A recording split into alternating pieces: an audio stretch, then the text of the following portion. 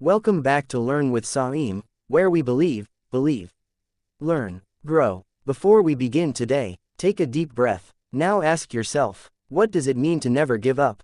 Is it about chasing dreams? Is it about rising after falling? Or is it about standing completely alone, when the entire system is against you, and still refusing to bow down? Today, we tell the story of a man who was celebrated like a hero, crushed like a rebel, and yet still stands like a lion. This is not just a biography.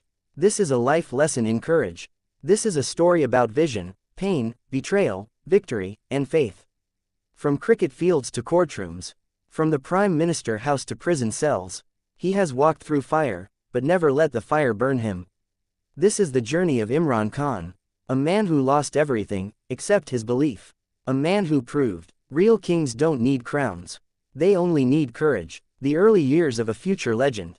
Before the world knew him as a cricket champion. Before he became a political giant.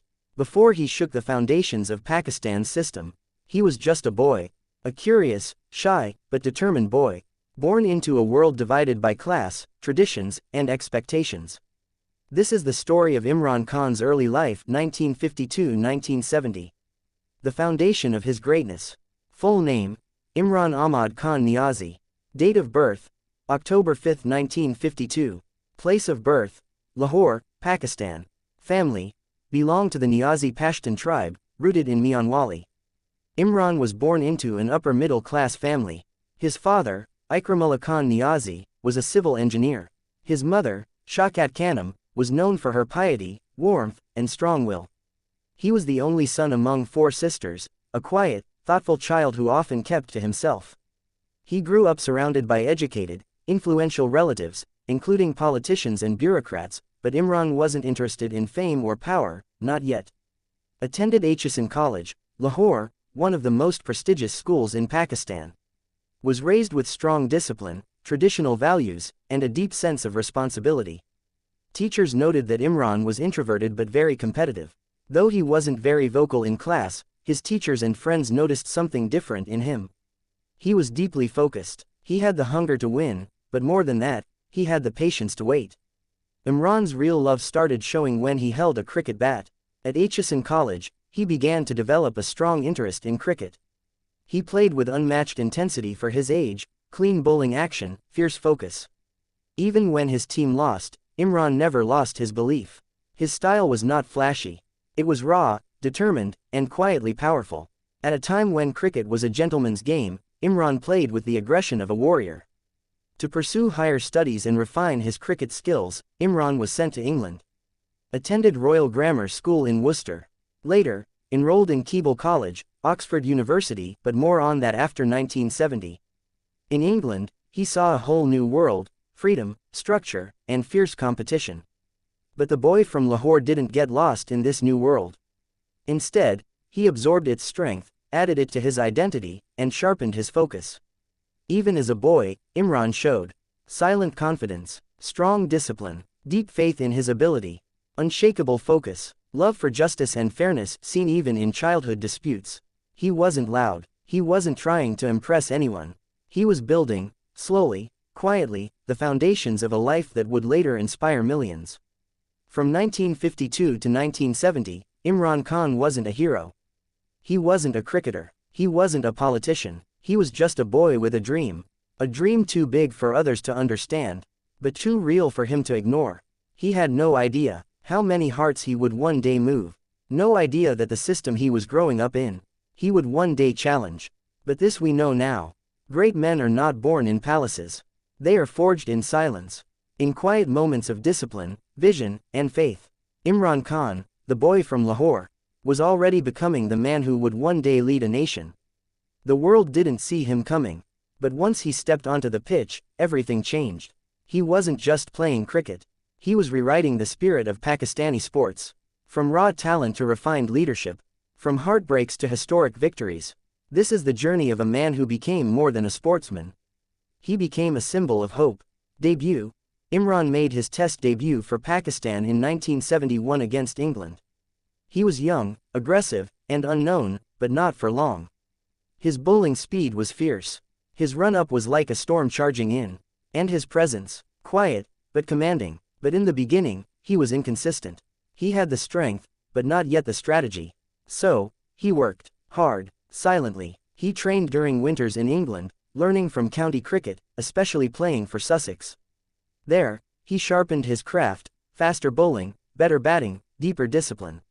This is where Imran began turning into a star. By 1977, he had become a fast bowling monster. Against India and Australia, he destroyed top batting lineups. Became known for reverse swing and aggressive mind games. He wasn't just talented, he was feared. In 1980, he was named one of Wisden's Cricketers of the Year. Imran wasn't playing cricket, he was leading battles on a 22-yard battlefield.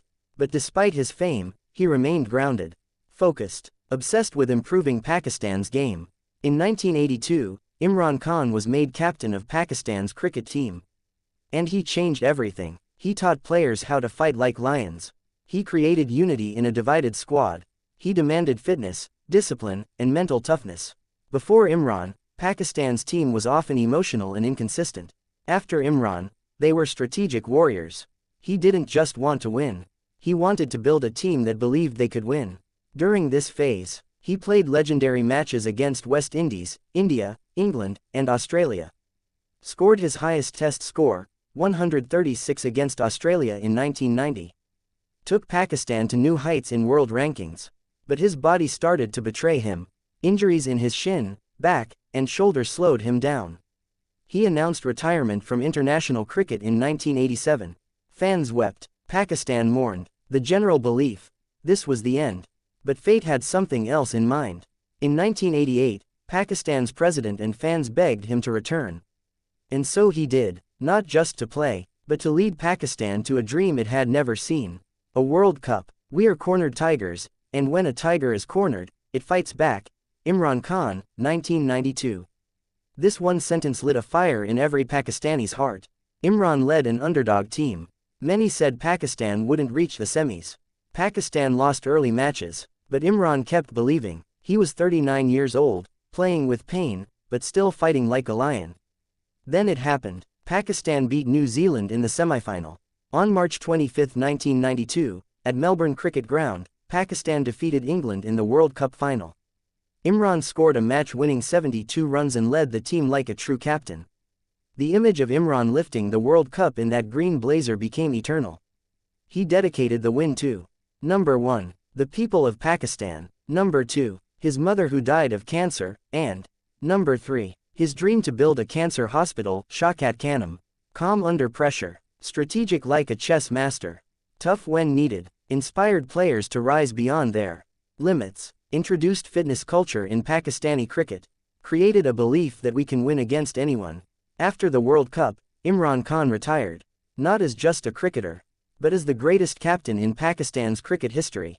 He had played 88 tests, 362 wickets, 3,807 runs. Played 175 ODIs, 182 wickets, 3,709 runs. Created a culture of winning and unity. But Imran wasn't done. He walked off the cricket field, only to walk into the political battlefield. To fight corruption, injustice, and a broken system. Cricket taught me patience. It taught me how to fight back. But most importantly, it taught me to dream for others. Imran Khan. From cricket pitch to power struggle, a new battle began. The roar of stadiums was behind him. Now he faced the silence of corruption, the noise of criticism, and the walls of power. He had given Pakistan a World Cup. Now he wanted to give it justice, dignity, and self-respect. But politics wasn't a match. It was a war, and wars take time. This is the story of a lonely soldier, fighting a broken system, without money, without dynasty, without media. In 1996, Imran Khan founded his political party, Pakistan Tehreek-e-Insaf (PTI), the Movement for Justice. His dream was clear: eradicate corruption, build strong institutions, ensure justice for the common man. But the response? Laughter. People mocked him. Media called him a misfit. Political experts called him naive. Yet, he kept going. My fight isn't for votes. It's for the soul of Pakistan. Imran Khan. PTI contested the 1997 general elections. Result: disaster. PTI won 0 seats. The party was humiliated. Imran Khan, the World Cup hero, was now standing alone. But he didn't quit. He traveled across Pakistan, villages, towns, schools, universities, telling people, you deserve better, you deserve justice. Even though politics was failing, Imran was still creating impact. In 1994, he founded Shaukat Khanum Memorial Cancer Hospital, named after his mother who died of cancer. It became the first and biggest cancer hospital in Pakistan, treating 75% patients for free. Later, he also built Namal University, schools and health centers in rural areas. People started seeing him not just as a politician, but a man of action. From 2000 to 2010, Imran Khan stayed mostly on the margins of mainstream politics. While political giants like Nawaz Sharif and Benazir Bhutto ruled headlines, Imran Khan continued grassroots efforts. He spoke against military dictatorship, Musharraf rule, opposed U.S. drone attacks, demanded justice for missing persons, refused to join corrupt alliances, lived a simple, honest life. I will lose elections 1,000 times, but I won't shake hands with corruption. Imran Khan. This was a turning point. In 2007, General Musharraf removed Chief Justice Iftikhar Chaudhry. This sparked the lawyers' movement for judiciary independence. Imran Khan stood on the front lines, participated in protests, was arrested and jailed, gained huge respect from civil society. This marked his transition from ignored politician to moral leader. During this time, Imran Khan became a critic of U.S. foreign policy, a voice for Muslim dignity in global media, a symbol of clean leadership in the Islamic world. He appeared on CNN, BBC, and Al Jazeera, challenging Western narratives and defending Pakistan. Politics was harsh. Imran faced media blackouts, political isolation, accusations and lies, personal loss, including his divorce with Jemima Khan in 2004. Still, he moved forward. Because he didn't enter politics for fame, he entered because he couldn't watch Pakistan sink. By 2010, PTI had youth support. Social media was rising. Corruption scandals were hitting other parties. People were frustrated with PPP and PMLN. The soil was ready. The seeds Imran Khan planted in 1996 were finally starting to grow. The silent revolution was coming. You may laugh at me now, but the time will come when truth will rise. Imran Khan. Imran Khan had spent 14 years in political wilderness, never gave up, built hospitals and universities, fought corruption, spoke truth to power, carried the dreams of a broken nation. He was ready. Pakistan was ready, and in 2011, the world would see a political earthquake. It was the year 2011. Pakistan's youth was angry, prices were rising, jobs were disappearing, corruption was a cancer, and amidst the noise of dynasties and dictators, one voice echoed louder than all: Imran Khan. He wasn't new to politics. But now, people started listening. Social media became his battlefield, and the revolution had begun. October 30, 2011, Minar-e Pakistan, Lahore. History was written. Hundreds of thousands of people gathered. Old, young, rich, poor, men, women, united by hope. It was not a crowd. It was a movement. Main tab tak larda Rohingya jab tak Pakistan mein garib insan ko insaf nahi milta. Imran Khan. That day, Pakistan saw. Imran Khan was no longer alone. He was the heartbeat of the people. From 2011 to 2013, Imran Khan's PTI dominated Facebook, Twitter, YouTube. University students, first-time voters, working class all joined in. A new slogan echoed, greater than Tabdili a nahi rahi, Tabdili a gayi hai. PTI became the voice of the frustrated, forgotten, and fearless. In May 2013, Pakistan went to vote. PTI, contesting seriously for the first time, achieved 30+ National Assembly seats, formed government in Khyber Pakhtunkhwa, KPK, became the second largest party by popular vote. It wasn't victory, but it was a declaration. The system had been shaken. While Nawaz Sharif led Pakistan, Imran Khan tested his party's vision in KPK province. Achievements included police reforms, political interference ended, health insurance programs, Sahat Insaf cards, billion tree tsunami, world recognized, online first system, education reform and teacher monitoring. For the first time, a Pakistani province was run with transparency, merit, accountability. The KPK model became proof. Imran didn't just promise change. He delivered it. Imran Khan launched a historic protest in Islamabad against Alleged rigging in 2013 elections. Systematic corruption, injustice and mafia rule. The sit-in lasted 126 days. He stood in front of containers, in rain and heat, calling for a new Pakistan, with independent judiciary, free elections, human dignity. Though the government didn't fall, he won the nation's attention. When Pakistan faced floods, terrorism, or injustice, Imran Khan was there, spoke out against US drone strikes, defended Muslim identity globally, repeatedly demanded accountability for the elite. People didn't just see him as a politician, they saw him as a reformer, a warrior, a leader. From 2014 to 2018, his speeches went viral. Songs like Tabdili-e-Re filled rallies. His message inspired the educated, the middle class, and the marginalized. PTI grew from a small group into a national force. In 2016, Panama Papers exposed offshore companies of Nawaz Sharif's family. Imran Khan took the case to Supreme Court. Result: Nawaz Sharif was disqualified in 2017 under Article 62, 1F, not honest, not trustworthy. For the first time in Pakistan's history, a sitting prime minister was removed for corruption, and the man behind it, Imran Khan, he had won, not power, but moral victory. By mid-2018, PTI was the most organized party, the most popular on social media, backed by youth and civil society, equipped with 22 years of struggle. On July 25, 2018, Pakistan voted. Result: PTI won majority. Imran Khan became the 22nd Prime Minister of Pakistan. He stood in parliament and said, "Today, I begin a journey to build the Pakistan of Jinnah and Iqbal's dream." From 1996 to 2018, 22 years of defeat, pain, isolation, humiliation. But he never stopped. He fell again and again, but rose even higher. Imran Khan proved that struggle brings strength, that belief can defeat the powerful, that you don't need a dynasty to make history. This was not just a man's journey, it was Pakistan's awakening. On August 18, 2018, Imran Khan took oath as the 22nd Prime Minister of Pakistan. The world watched, his followers wept with joy, and his enemies whispered, "Let's see if he can really do it." But Imran knew, becoming Prime Minister was not the victory. Fixing Pakistan was, and that battle had just begun. He promised a welfare state like Medina, a country free from corruption, equal justice for rich and poor, healthcare, education, and jobs for all, foreign policy based on dignity, not dependency. His slogan, "Pakistan will rise, but on its own feet." But when he came into power, the reality was harsh. Reserves were near empty, huge debts were unpaid, inflation was waiting at the door. He took difficult, unpopular decisions.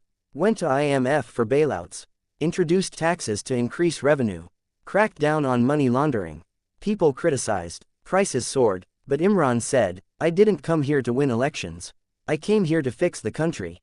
Despite economic pressure, his vision of welfare state took shape.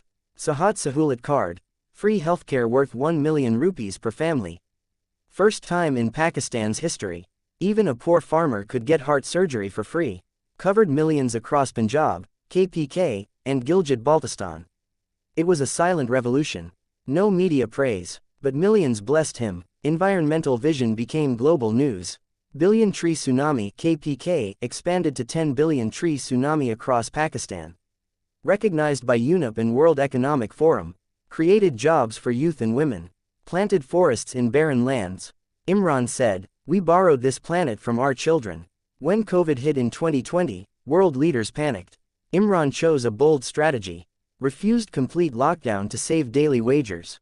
Launched ESA's emergency cash program, one of the biggest cash transfer programs globally. Managed vaccination drive without chaos. Pakistan was praised by WHO and international media. He proved, leadership is not about fear. It's about courage and compassion. He shifted Pakistan's posture from begging to standing tall. Bold speech at UN 2019 defended Islam, Kashmir, and Pakistan's sovereignty. There is only one Islam, the Islam of Prophet Muhammad (PBUH).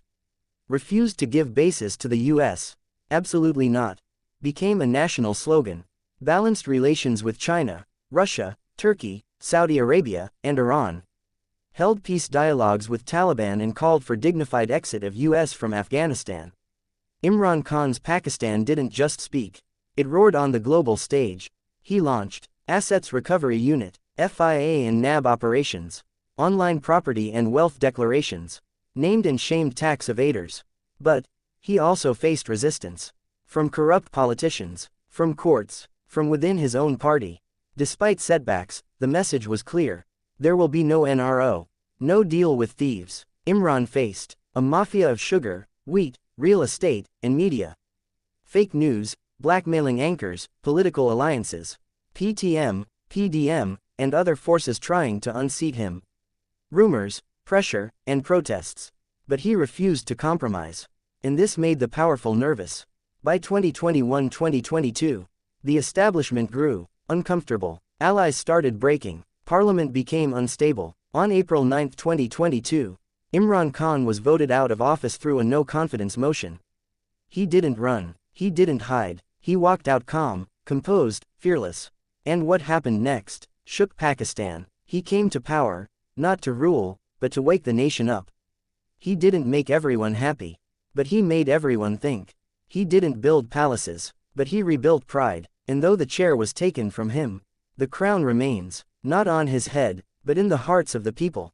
He's not just a former cricketer, not just a former prime minister. He is a dreamer who never gave up, a leader who stood against giants, a voice for justice, truth, and dignity. And the story isn't over yet, because the real king doesn't need a crown. He only needs his people. It was April 9, 2022. Just past midnight, Imran Khan, Pakistan's sitting prime minister, was ousted through a no-confidence motion. The assembly clapped, the opposition celebrated, but the streets, they exploded with protest. Imported government na Manzoor, we want our leader back. From Karachi to Khyber, from expats abroad to students at home, millions raised one voice. It wasn't the end, it was the beginning of a people's revolution. After being removed, he refused to leave the country. He refused to hide in silence. He started massive jalsas, day after day, city after city. While his enemies had power, Imran Khan had people. He openly accused the US for foreign interference, Pakistan's establishment for betrayal, corrupt dynasties for selling the country. And he gave a message. You may have removed me, but you've awakened the people. And now, you can't stop them. On November 3, 2022, during a peaceful long march in Wazirabad, Imran Khan was shot, multiple bullets, targeted at the legs. He collapsed. The nation froze, but he survived. From a hospital bed, he looked into the camera and said, "This is not my end. This is just another test. I will fight, and I will win." It wasn't just survival, it was a rebirth of the movement. Imran didn't wait for elections. He created a tsunami of awareness. Daily live addresses, town hall-style interviews, TikTok and YouTube trend domination, messages directly to the youth. He taught people about their rights, about real democracy, about freedom from fear, and slowly, the people stopped fearing bullets, prisons, or propaganda. They only feared one thing: losing their voice, losing their vote. The powerful struck back. Dozens of fake furs, arrests of his aides, media blackout of his speeches, censorship on TV and social media, financial cases, terrorism charges, sedition labels. And finally, on August 2023, Imran Khan was arrested and sent to jail. But you know what happened? More people joined him, put him in jail. We'll become his voice. PTI leaders were jailed, but common citizens became spokesmen.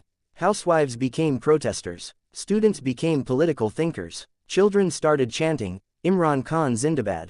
They tried to break him, but they built a nation instead. 2024 was the year everything was tested. PTI was dismantled. Symbol taken away. Candidates forced to contest as independents. Social media throttled. Imran Khan remained behind bars. And still, PTI-backed independents won the majority of public support.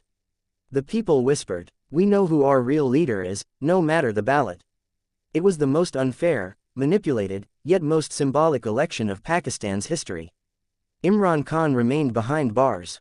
But he wrote letters from jail, released video messages through lawyers, released his manifesto, continued guiding his movement. His physical body was locked, but his message flew free. He said, "I don't want power, I want freedom for my people."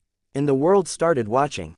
International media, human rights organizations, and political analysts began asking, why is Pakistan afraid of one man, if they claim he has no support. Now we stand at the edge of 2025. Imran Khan is still in jail. But PTI broken, banned from TV is still the biggest political force. People call him the Mandela of Pakistan, the leader of the common man, the man who refused to kneel. Whether he's released or not, whether he contests elections or not, the truth is, he has already won, because he didn't create a party. He created a mindset that says, no to slavery, no to imported rule, yes to justice, yes to pride, yes to Pakistan. They took his position, they took his freedom, they even tried to take his voice. But they couldn't take his courage, or his people, because now, Imran Khan doesn't need to speak. The nation speaks for him. And someday soon, whether in court, in parliament, or from the balcony of a jail, he will look at the sky and whisper, I told you, this was never about me. It was always about Pakistan. As we end this powerful story, take a moment to reflect. Imran Khan's life is not just about politics. It's about a mindset that says, even if the whole world turns against you, keep walking, if your heart is clean. He was mocked when he entered politics. He was rejected, jailed, silenced, and yet, his name echoes louder than ever.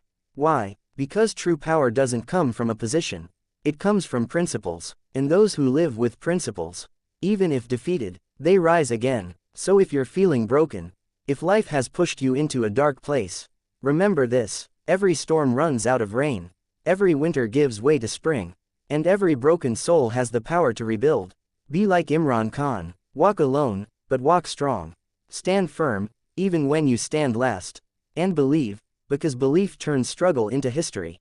Thank you for watching Learn with Saim, where we believe, learn, grow. Don't forget to like, subscribe, share this story with someone who needs strength today.